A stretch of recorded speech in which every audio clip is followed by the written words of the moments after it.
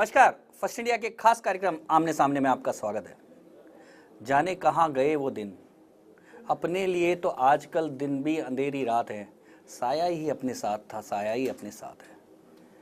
लोकसभा चुनाव में मोदी की सुनामी के बाद कांग्रेस की हुई बर्बादी आज भी बड़े बड़े नेताओं को साल रही है और वो याद कर रहे हैं वो पुराने दिन जब कांग्रेस के अच्छे दिन थे। आखिर में कांग्रेस किस तरह से अपने पुराने दिन में वापस लौटे, कांग्रेस में भी हरियाली वापस आए, इस बात को लेकर लगातार बड़े नेता मंथन में लगे। आज हमारे साथ हैं कांग्रेस के दिग्गज नेता और राजस्थान के पूर्व मंत्री बीडी कल्ला। कल्ला साहब, कैसे कांग्रेस वापस अपनी पुरानी स्थिति को प्राप्त करेगी? कांग्रेस पार्टी बहुत पुरानी पार्टी है। उसका बहुत लंबा समय देश की आज़ादी के लिए लगभग 67 वर्ष तक हमने संघर्ष किया और उसके बाद आज़ादी के बाद एक छोटी सी सुई इस देश में नहीं बनती थी। आज सारी चीज़ों में देश आत्मनिर्भर बनने जा रहा है। तो जो इतने काम किए उसके बाद आप ये जानते हैं कि जिस तरीके से मोदी जी ने दो बातों को लेकर जनता को दिग्भ्रमित किया। एक तो ये कहा कि आपके बैंक खातों में काला धन जो विदेशों से आएगा तो हर एक के खाते में लाखों रुपए जमा हो जाएंगे, महंगाई को दूर कर देंगे, हर घर को रोजगार देंगे। कल्ला साहब, बात यह है कि आपने तो सुई से लेके एरोप्लेन तक बनाया अपने सरकार में, लेकिन जनता ने तो आपकी बड़ी दुर्गति कर दी। इतनी बुरी दुर्गति की कि कांग्रेस अपने रसातल पे पहुंच गई है। यहाँ तक कि कांग्रेस को एक विपक्ष की पार्टी का दर्जा भी नहीं मिल पाया लोकसभा में। देखिए, मैंने आपको बताया ना कि झूठ बोलकर, असत्य का सहारा लेकर मोदी जी ने जिस तरीके से काम काला धन ला करके देश के गरीबों का उत्थान करेंगे। बात यह है कि कब तक कांग्रेस मोदी को कब तक जिम्मेदार ठहराती रहेगी? क्या कांग्रेस की कोई खुद की गलती नहीं थी कि जनता ने उसका साथ छोड़ दिया? मैं आपको बता रहा हूँ कि केवल मात्र असत्य बोलकर उन्होंने महंगाई को हम कम कर देंगे, हम ये कर देंगे, अच्छे दिन लाएंगे, लोग भ्रमित हो गए। कल्ला साहब, क्या आप मानते हैं कि भारत की जनता इतनी मूर्ख है कि मोदी के बहकावे में आ गई और उसको इतनी बड़ी मेजॉरिटी दे दी? देखिए, इन्होंने सोशल मीडिया का उपयोग किया। सोशल मीडिया के माध्यम से इन्होंने डेढ़ साल पहले ही वातावरण बनाना शुरू कर दिया। सोशल मीडिया के क्षेत्र में कांग्रेस पार्टी ने लैग किया और मैं समझता हूं कि सोशल मीडिया का सबसे ज़्यादा फायदा इनको। मैंने आपका मानना है कि जनता इतनी मूर्ख है कि अगर प्रचार ढंग से किया जाए तो जनता को मूर्ख बनाया जा सकता है? जनता को मूर्ख नहीं बनाया जा सकता है, मूर्ख नहीं बनाया जा सकता है, बनाने का काम किया। यानी कि जनता मीडिया के चक्कर में आ जाती है। निश्चित रूप से सोशल मीडिया इस बार जो है, मार्गोस जो गुजरात वाइब्रेंट प्रोग्राम के माध्यम से यहाँ पे आए थे, उन्होंने मोदी जी की इमेज को विदेशों में ठीक करने की कोशिश की और उसके बाद जिस तरीके से उन्होंने मीडिया मैनेजमेंट टोटल अपने हाथ में लेकर और अमेरिकन एक्सपर्ट्स को साथ में लेकर इंफॉर्मेशन वॉर करके और एक तरीके से अब क्या कांग्रेस को भी मार्कोस की सहायता लेनी चाहिए क्योंकि उसको उभरना है, क्योंकि कांग्रेस बहुत को दुर्गति हो चुकी है। हमारे देश में बहुत अच्छे इंजीनियर्स हैं जो इंफॉर्मेशन टेक्नोलॉजी के बारे में आजकल ज्ञान रखते हैं। हम उनका सहारा लेकर और इंडिजिनस तरीके से अपना काम करेंगे। स्वदेशी पद्धति से आप मोदी का मुकाबला करेंगे? निश्चित रूप से करेंगे। आपका मानना है कि अगर सोशल मीडिया पे ढंग से मुकाबला हो जाए तो कांग्रेस अपनी पुरानी खोई हुई जो विरासत को वापस? निश्चित रूप से। आज देखिए, पूरे देश में बेरोजगारी फैली हुई है, महंगाई बढ़ रही है, तेल की कीमतें अंतर्राष्ट्रीय स्तर पर 50% तक कम हो गई हैं। इसके बावजूद 11.5% कीमतों का एक तरीके से लाभ उपभोक्ता को मिला है। जहाँ जहाँ चुनाव हो रहे हैं एक के बाद एक, कांग्रेस अपनी जमीन खोती जा रही है। क्या लगता है कि केवल एक सोशल मीडिया के सहारे ही कांग्रेस वापस उभर जाएगी? देखिए, मैंने आपको बताया, असत्य का सहारा, सोशल मीडिया का सहारा और उसके बाद फिर तो कांग्रेस भी कुछ इनके पास जो एक काडर है, स्ट्रॉन्ग काडर, उसका भी इनको एक लाभ मिला।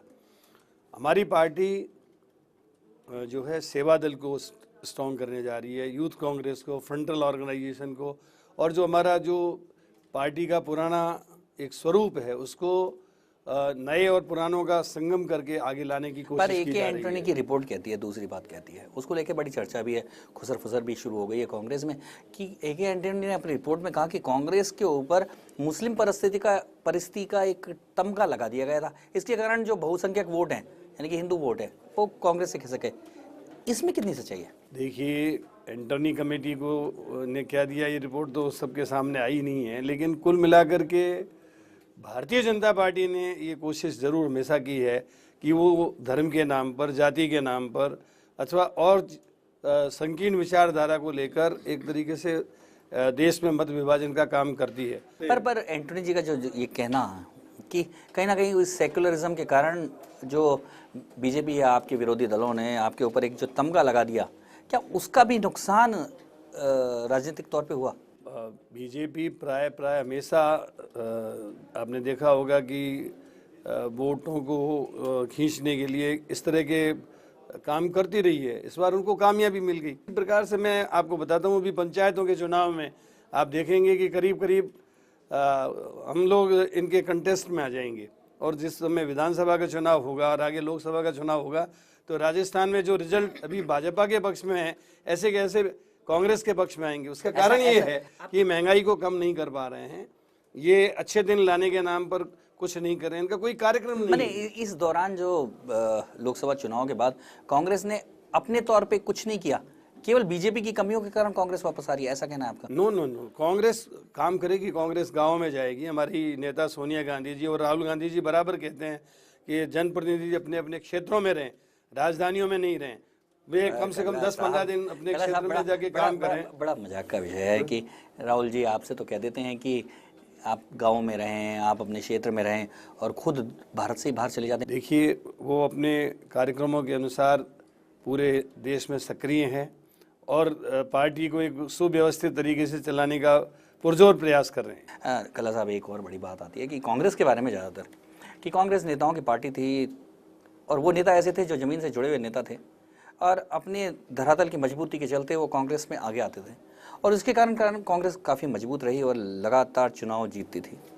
लेकिन जो कि सोनिया गांधी ने अपने पत्र में भी लिखा है कि चाटुकारों की फौज भर गई है, चाटुकारिता हावी हो गई है। सोनिया गांधी जी ने ये कहा है कि ब्लॉक मजबूत हो, जिले मजबूत हों, प्रदेश मजबूत हों, और क्षत्रप नेताओं को मजबूत किया जाए। इसके लिए सबसे सजेशन मांगे हैं। पर आपका ये चाटुकारिता के बारे में आपका क्या कहना है कि जो सोनिया जी कह रही हैं कि ये चाटुकारिता कांग्रेस को दिमक की तरह? शब्द ये पूरा नहीं करके उन्होंने ये कहा है कि कुछ लोग जो सत्ता के एक तरीके से बरंबरदार बन जाते हैं, के लिए कहा उन्होंने सीधे। उनका ये कहना है कि सत्ता जो है उसमें संगठन का महत्व रहे, इसके बारे में उन्होंने सुझाव मांगे हैं। और मैं समझता हूं कि डीसीसी और ब्लॉक लेवल पर और प्रदेश लेवल पर हम लोग जब विचार देंगे तो निश्चित रूप से इसके बारे में कुछ न कुछ। क्या आपको लगता नहीं कि कांग्रेस की बड़ी कमजोरी यही रही कि कांग्रेस के नेता जो है चाटुकारों को और अपनी किचन कैबिनेट को ज़्यादा महत्व देने लग गए? आज हमारी लड़ाई उत्तर भारत में एक स्ट्रॉन्ग कार्डर बेस्ड बीजेपी से है। इसी तरीके से केरल में और इधर पश्चिमी बंगाल वगैरह में जो है सीपीएम, वो भी स्ट्रॉन्ग कार्डर बेस्ड है। तो कांग्रेस का कार्डर तैयार होना चाहिए। हमारी पार्टी मास बेस्ड पार्टी रही है, लेकिन इसके साथ साथ हमारा एक स्ट्रॉन्ग कार्डर था सेवा दल का। उस सेवा दल को मजबूत करने के लिए क्यों कमजोर हो गया? हम सेवा दल को मजबूत करने के लिए सेवा दल को कमजोर क्यों कर दिया गया? जब से ट्रेंड लोगों को जिला स्तर पर अध्यक्ष बनाना बंद किया, मनोनयन शुरू हो गया, उस समय से सेवा दल, यानी कि पार्टी के अंदर जो भाई भतीजावाद और फेवरेटिज्म आ गया, और जो पार्टी में जो तर्थ नियुक्तियां, मैं ऐसा तो नहीं कह सकता, लेकिन कुछ जगह जैसे जो हमारे सेवा दल के लोग हैं, जो डिसिप्लिन्ड हमारा कार्डर था, उसमें पहले जो नेशनल लेवल की ट्रेनिंग लिए हुए लोग अध्यक्ष बनते थे, फिर बीच में बिना ट्रेनिंग लोग भी बनने लगे। कला साहब, इसके लिए ऐसा लगता नहीं है कि कार्डर तो खत्म हो ही गया है कांग्रेस का, और ये नेताओं के झुंड बन के रह गई है, नेताओं का एक प्रकार से एक समूह सा जैसा बन गया है कांग्रेस, और नेताओं के अपने जो कांग्रेस का आज भी बहुत बड़ा आधार है गाँवों में, शहरों में और सब जगह, लेकिन इस सब को वापस एकजुट करने की आवश्यकता है। और इसके साथ साथ जो मौका परस्त लोग कई बार कांग्रेस में आ जाते हैं, उनसे सावधान रहने की जरूरत है। और संगठन का लगातार चुनाव, राजस्थान, मध्य प्रदेश, छत्तीसगढ़, लोकसभा चुनाव, उसके बाद महाराष्ट्र भी हार गए, उसके बाद झारखंड भी हार गए, जम्मू कश्मीर भी हार गए, अब दिल्ली की बारी है। इसके बाद सोनिया गांधी जागी, इसके बाद सोनिया गांधी जी तो बराबर संगठन को मजबूत करने के लिए बराबर पहले पता था कि मुख्यमंत्री और जो उनके नेता हैं वो इस तरह से चाटुकारों से घिर गए हैं, पहले क्यों नहीं एक्शन लिया जब वो सत्ता में थी? ये जनप्रतिनिधियों की कई बार ये हो सकती है कि वो जनता से कट ऑफ हो जाए, और आजकल आप ये देख रहे हो एक नया ट्रेंड आया है। उस नए ट्रेंड के कारण से जनता चाहती है कि हर 5-10 साल में बदलती है। तो जहाँ जहाँ जिन जिन प्रदेशों का आपने जिक्र किया, वहाँ पे कांग्रेस की सरकारें थी, और लोगों ने एक तरीके से बदलाव की दृष्टि से ये सोचा कि भाई पहले इनको चुना, अब इनको चुनकर देखें। लेकिन ये मध्य मैं प्रदेश आपको में बता सकता लगातार, हूँ, छत्तीसगढ़ में लगातार सरकारें आ रही हैं, मध्य प्रदेश और वो गुजरात स्टेट में भी जो लगातार सरकार आ गई। ये एक दो अपवाद हो सकते हैं। जैसे तो कांग्रेस कला की साहब, सरकार भी 17 साल 18 साल तक कई प्रदेशों में कला रही। साहब, ये एक बात है, बड़ा जो सोनिया गांधी जी ने जो पत्र लिखा है, बड़ा एक चौंकाने वाला और इस सवाल खड़े करता है कि राजस्थान में कांग्रेस की बहुत जबरदस्त दुर्गति हुई, ऐतिहासिक दुर्गति हुई। क्या इसके पीछे तत्कालीन मुख्यमंत्री अशोक गहलोत और उनकी कोटरी जिम्मेदार नहीं थी, कि जिसके चलते सारी की सारी परिस्थितियां ये बनी और संगठन गौण हो गया? देखिए, राजस्थान प्रदेश में जो सरकार थी उसने अपनी योजनाएं बहुत अच्छी दी थी। वृद्धावस्था पेंशन, मुफ्त दवाई, मुफ्त लोगों की जांच, और इसके साथ साथ जो समाजोपयोगी योजनाएं दी थी उनका लाभ लोगों को मिला, लेकिन हम इसको एनकैश नहीं कर पाए। दूसरी तरफ जो पार्टी आई उन्होंने कहा कि इन्होंने तो आपकी ये सेवा की, हम आपके खातों में 3-3 लाख रुपया, 15-15 लाख रुपया जमा कराएंगे, काला धन ले आएंगे, हम महंगाई को कम कर देंगे। इस तरह से जो जनता को आपकी जो सरकार थी, कांग्रेस की सरकार जो इसके पहले थी, योजनाएं निश्चित तौर पे अच्छी थी, लेकिन आप जैसे अनुभवी लोगों को किनारे कर दिया गया था। क्या ये एक बहुत बड़ा कारण नहीं था कि कांग्रेस की इतनी बड़ी दुर्गति हुई? इस पर चर्चा जारी रखेंगे, अभी लेते हैं एक छोटा सा ब्रेक।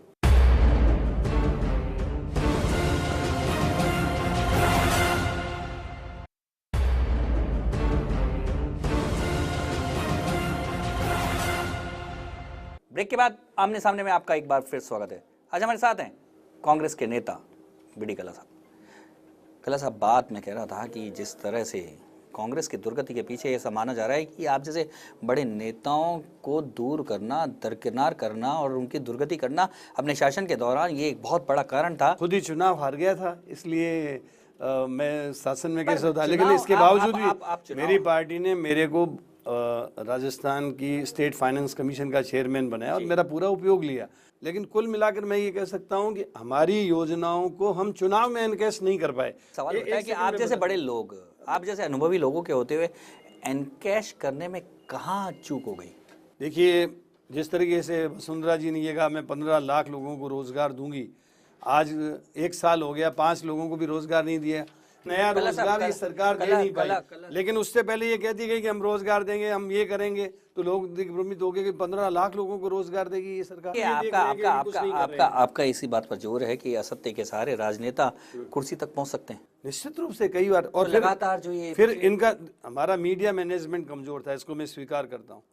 इनका मीडिया मैनेजमेंट इतना अच्छा था कि जिसके कारण से इन्होंने, जैसे जिस चैनल को खोल को देखें, एक दो बात स्वरूप में नहीं कह सकता, सारा मीडिया इनके कंट्रोल में था और केवल मात्र इन्हीं के प्रचार में लगा हुआ था। सरकार आपकी थी और मीडिया इनके कंट्रोल में था, ऐसा क्यों था? देखिए, मीडिया स्वतंत्र है और जिस तरीके से मैंने कहा मार्गोस के माध्यम से इन्होंने सारे मीडिया मैनेजमेंट, तो कांग्रेस को क्या इन तौर तरीकों की जानकारी नहीं थी? कांग्रेस ने भी किया, लेकिन हमारे को करने में देरी हुई, ये पहले कर चुके थे। ये मीडिया मैनेजमेंट में तो अब भी बीजेपी बहुत आगे है कांग्रेस से, कैसे मुकाबला करेंगे? नहीं, हमारी पार्टी अब निश्चित रूप से मीडिया मैनेजमेंट पे जोर दे रही है और हमारे खुद लोग, मैं स्वयं सक्रिय हूँ।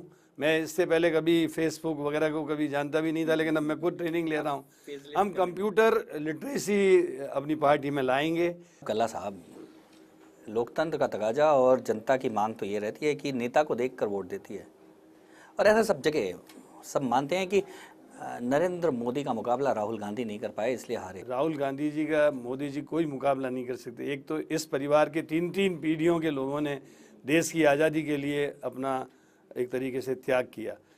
मोतीलाल जी नेहरू, जवाहरलाल जी नेहरू, इंदिरा गांधी जी, 3 इस परिवार के लोग एक साथ जेल रहे। उसके बाद आज़ादी के बाद इंदिरा जी ने, राजीव जी ने, इन दोनों ने देश के लिए अपने प्राण न्यौछावर कर दिए। उस परिवार का ये सपूत है। और उसके बाद राहुल जी ने, आप देखिए, 2 बार एमपी रहे, लेकिन उन्होंने कभी, साहब सवाल उठता है इसी बात पे वोट मांगते रहेंगे कि इनके परिवार ने बहुत त्याग किया है और इन्हें वोट देते जाएंगे। मैंने कहा ना, केवल मीडिया मैनेजमेंट के सहारे और असत्य के सहारे पे मोदी जी आगे। अब इनको मौका मिल गया ना, अब पता लगेगा, इनसे भी लोग पूछेंगे कि आपने क्या किया। देखिए, मोदी ने युवाओं के सपनों को जगाया, क्या राहुल गांधी सपने जगाने में, सपने बनाने में बता रहा हूँ, आने वाले समय में राहुल गांधी जी महंगाई को लेकर, बेरोजगारी को लेकर जब जनता के सामने आएंगे और जनता के बीच में इन मुद्दों को उठाएंगे, तो तो सबसे पॉपुलर हिंदुस्तान के युवा लीडर बनेंगे। कला साहब वैसे कहते हैं,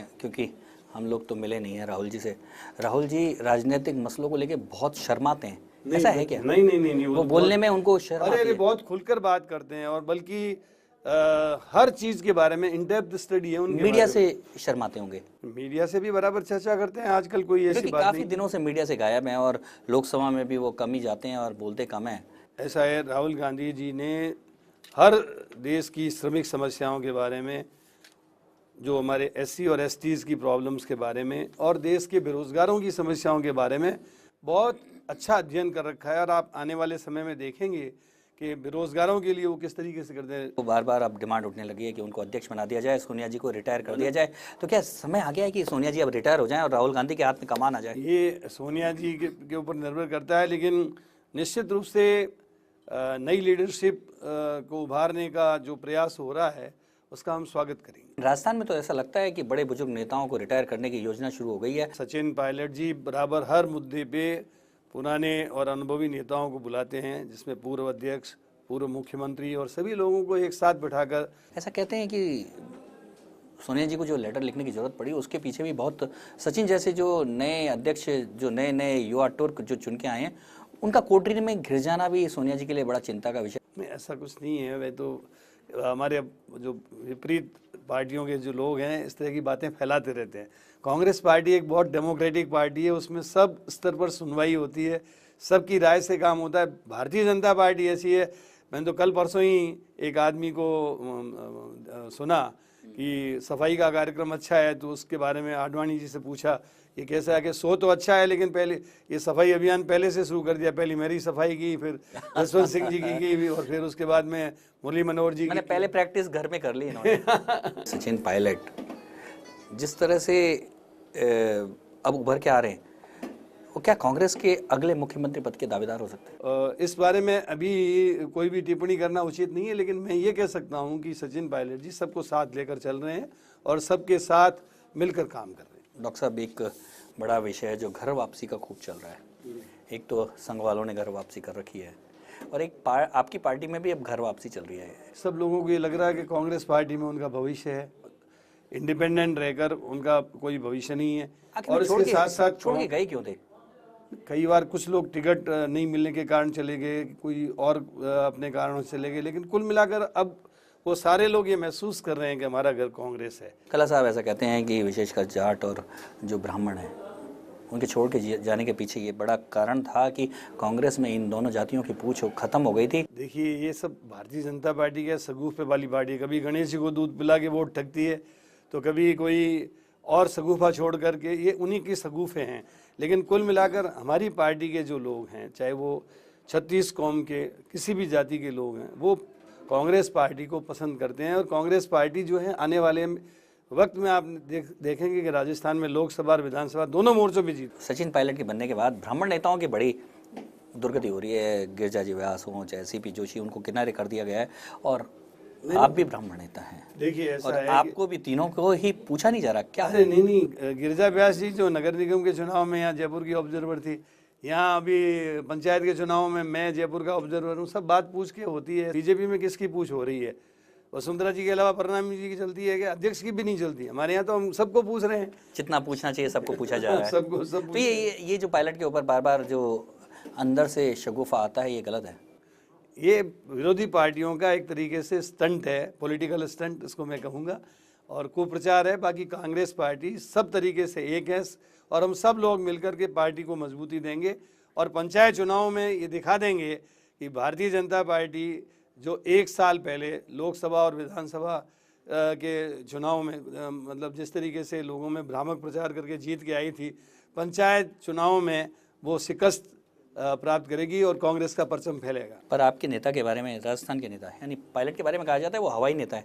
पायलट है ही हवा से ऊपर से आए, जमीन के नेता नहीं है, इसलिए बहुत बड़ी दिक्कत है यहाँ पार्टी में। देखिए, आजकल तो मेहनत कर रहे हैं, अभी पूरे राजस्थान के दौरे हवा से उतर के आए लेकिन मेहनत कर रहे हैं। मेहनत कर रहे हैं, नहीं मैंने उन्होंने प्लेन छोड़ दिया है। देखिए, जैसे कटारिया जी जैसे लोगों को तो यही भी आपत्ति है कि नाम के आगे पायलट क्यों लगाते, जबकि उनके पास पायलट का लाइसेंस है। और उसके बाद निश्चित रूप से उन्होंने जब से अध्यक्ष बने हैं, राजस्थान के दौरे किए हैं। लेकिन उनके बारे में कहा जाता है कि वो स्वाभाविक नेता नहीं है, थोपे हुए नेता हैं। थोपे हुए तो क्या हैं, वो बराबर एमपी चुन कर गए, उसके बाद में फिर वो केंद्र में मंत्री रहे। ये बात जरूर है कि उनकी राजनीति दिल्ली तक लोकसभा सदस्य के रूप में रही। इसके कारण से कई लोग बिना बात के उनके ऊपर कोई इस प्रकार का वो आरोप लगाते हैं। मैं इसको आरोप मानता हूँ। जब से वो अध्यक्ष बने हैं, उनको संगठन की जिम्मेदारी मिली है। उन्होंने नगर पालिका, नगर निगम के चुनाव में भी पूरे राजस्थान का दौरा किया और अभी पंचायत चुनाव में भी पूरे राजस्थान का दौरा करके वो कांग्रेस जनों को और आम जनता को कांग्रेस के पक्ष में लाने की पुरजोर कोशिश कर रहे हैं। उनके बारे में एक और बात कही जाती है कि आम कांग्रेस कार्यकर्ताओं को उनसे मिलना उतना ही मुश्किल है जितना राहुल गांधी से मिलना। नहीं, ऐसा नहीं। राहुल गांधी जी भी सुलभ हैं और वो भी सुलभ हैं, दोनों ही सुलभ हैं मिलने में। कांग्रेस कार्यकर्ताओं के लिए, हाँ, कांग्रेस आप जैसे नेताओं के लिए नहीं कल्ला साहब। नहीं, आम जनता से खूब मिलते हैं ये लोग और कहीं कोई दिक्कत नहीं है। जो कोई भी व्यक्ति मिलना चाहे। आवाजें क्यों आती हैं, क्यों, कौन उठाने वाला है? ये तो हमारी विरोधी पार्टियों के लोग उठाते हैं। अब मैं तो आपको बताता हूँ, मैं 83-84 की बात, हमारी देश की प्रधानमंत्री उस समय इंदिरा गांधी जी थी। हम जिस दिन जाते थे उसी दिन मिल लेते थे। सोनिया गांधी जी से आज भी जिस दिन जाते हैं उस दिन मिल लेते हैं। पर अभी तो बड़ी दिक्कत हो रही है राहुल जी से मिलने की। नहीं, बराबर हमने जो नए साल का मैसेज भेजा था उसका बराबर जवाब आया। इसका मतलब वो काम कर रहे हैं। ईमेल तो आ रहे हैं, लेकिन वो कहाँ है? बिना काम किए कैसे आ रहे हैं? ईमेल पे वो बैठे हैं तभी आ रहे हैं। ईमेल तो उनका ऑफिस है, ऑफिस पूरा भेजता रहता है। नहीं, जो लोग गए हैं वो मिलके भी आए हैं। पंचायत चुनाव एक बहुत बड़ा टेस्ट है, क्या लगता है आपको? देखिए, पंचायत चुनाव में कांग्रेस बीजेपी की टक्कर में आएगी। ये सत्ता के प्रभाव से कोई जिला प्रमुख की 2-4 सीटें इधर उधर कर दें तो बात अलग है, वरना हम दावे के साथ कह सकते हैं कि कांग्रेस पार्टी जो है इनसे 21 रहेगी। इसके पीछे क्या कारण है कांग्रेस का? इसका कारण ये है कि एक तो इन्होंने जो भी आप अमेरिका में भी ये सिद्धांत नहीं है, कहीं पर भी, केरल में 100% साक्षरता है, वहाँ पर भी ये कानून नहीं है कि वहाँ पे कोई अनपढ़ आदमी खड़ा नहीं हो सकता।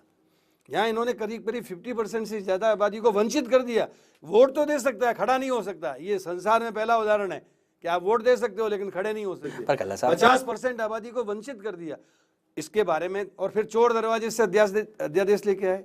इनको अध्यादेश लाना था तो विधानसभा में पहले कानून बना के उसको लेके आते ताकि लोग अपनी राय एन मौके पे लाए, एन मौके पर ला करके। और जिस तरीके से 50% से ज्यादा जनसंख्या को वंचित किया। पर कल्ला साहब, जब परिवर्तन की बात आती है तो क्या आपको लगता नहीं है, आप तो अभी बात कर रहे थे सोशल मीडिया की, बिना पढ़े लिखे सोशल मीडिया पे कैसे जाएंगे? ऐसे में जब हम कांग्रेस पार्टी में ही बड़े चेंज की बात कर रहे हैं कि सोशल मीडिया पे आना चाहिए, तो ऐसे में क्या पढ़ी लिखी पंचायतें, पढ़ी लिखी पंच सरपंच नहीं होनी चाहिए? क्या आपको लगता नहीं है? जब एमपी अनपढ़ बन सकता है तो सरपंच तो जनता पे शुरुआत तो नीचे से ही होती है। हमारी संविधान सभा में पंडित जवाहरलाल जी नेहरू, अंबेडकर जी, इन सब लोगों के सामने ये प्रश्न आया था कि क्या हम वोट का अधिकार केवल पढ़े लिखे व्यक्ति को दें, क्या खड़े होने का अधिकार केवल पढ़े लिखे व्यक्ति को दें। तो उस समय ये निर्णय हुआ कि ये जनता पे छोड़ दिया जाए कि जनता पढ़े लिखे उम्मीदवार को चाहती है, अनुभवी को चाहती है या कोई अनपढ़ को चाहती है, ये जनता पे छोड़ दिया जाए। पर कल्ला साहब, ये हमारे पूरी शासन व्यवस्था पे, हमारे राजनेताओं पे, हमारी इतनी सरकारों पे एक बहुत बड़ा सवाल या निशान भी तो खड़ा करता है। और शर्म की बात भी है कि 67 साल की आज़ादी के बाद भी हमारे यहाँ बड़ी संख्या में लोग अनपढ़ रह गए हैं। अवसर पूरे दिए गए हैं। आज भी राजस्थान में साक्षरता का प्रतिशत लगभग 60 से ऊपर। तो फिर क्यों नहीं पढ़े है? इसका मतलब ये नहीं हुआ कि आप उनको वंचित कर दें। कहीं तो कल्ला साहब, कहीं तो सीमा तय होगी। मेरा मतलब ये है कि पढ़ाई जरूरी है, मैं पढ़ाई का विरोध नहीं कर रहा हूँ, लेकिन वोट देने के अधिकार वाले को वोट लड़ने, चुनाव में लड़ने का अधिकार होना चाहिए। इससे बेसिकली आप सहमत होंगे। कल्ला साहब, अगर कांग्रेस पार्टी ये बात करती, ठीक है पंचायत में आपने कर दिया, अब विधानसभा और लोकसभा में भी पढ़ाई का क्लॉज जोड़ा जाए तो शायद मुझे लगता है कि कांग्रेस के साथ युवा भी साथ देता। आज आधी आबादी को आप करीब 40% भी आबादी मान लीजिए अनपढ़ है, उनको आप वंचित कर दो कि ये खड़े नहीं हो सकते। क्या इस क्लॉज से ऐसा लगता नहीं है कि पढ़ाई को लेकर एक गांव-गांव में ललक जग जाएगी कि अगर चुनाव लड़ना है तो पढ़ना जरूरी है? देखिए, इस सरकार की कथनी और करनी में अंतर है। एक तरफ तो ये कहती है कि अध्यादेश के माध्यम से हम ये संदेश दे रहे हैं, दूसरी तरफ 17,000 स्कूलें बंद कर रहे हैं जो खोली हुई स्कूलें हैं। कल्ला साहब, एक बड़ा फिर सवाल, क्या राहुल गांधी कांग्रेस को सही नेतृत्व दे पाएंगे? निश्चित रूप से राहुल गांधी जी इस पूरी पार्टी को एक बहुत सफल नेतृत्व दे पाएंगे। उसका कारण ये है कि उनमें काम करने का जज्बा है। राहुल गांधी सही नेतृत्व दे सकते हैं, लेकिन कार्यकर्ताओं को पूरी निष्ठा के साथ मन लगाकर अगर एक बार खड़ा हो जाए तो भाजपा को पटकनी दी जा सकती है, ऐसा कला साहब का मानना है। ये थे कांग्रेस के नेता बी डी कल्ला। अगले हफ्ते फिर मिलेंगे एक और हस्ती के साथ।